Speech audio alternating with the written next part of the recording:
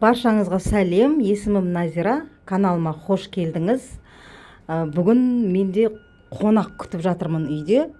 Соған дастархандағы жасап жатқан салатымның біреуінің рецептісімен сізбен бөліскім келді.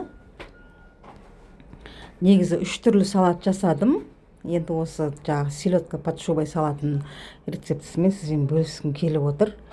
Енді мен бұл жердегі ингредиенттердің бәрін алдын ала пісіріп, үккіштен өткізіп дайындап алдым. Бірінші ең астына қызылшаны, оның үстіне жұмыртқаны саламын да, үстіне майонез.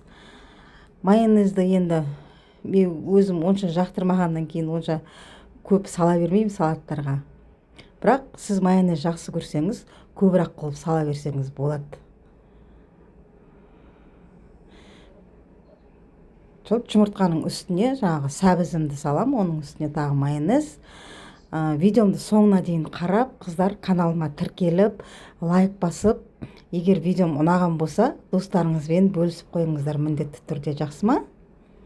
Енді сәбіздің үстіне пияз, оның үстіне селедканы саламын. Селедканы 4 бұрышты етіп турап алдым, майда-майда кубик қылып. Оның үстіне майонез, сосын селедканың үстіне ең соңына картопты салатын боламын. Картопты да қайнатып, үккіштің майда жағынан өткізіп дайындап алғанмын алдын ала.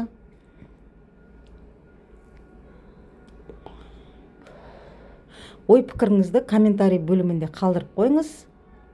Енді дайын болған салатымды осылай бетін жауып, холодильникке 1,5 сағат, 2 сағатқа қойып қоям.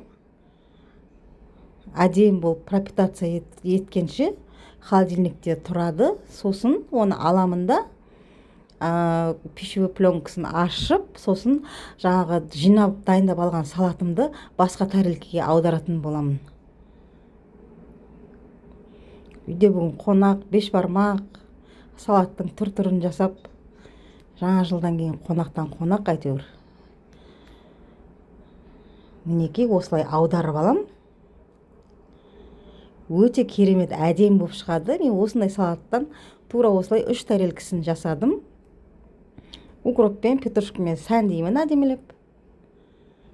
Видеомды соңына дейін қарап, лайк басып, каналыма тіркелгеніңіз үшін сізге көп-көп рахмет.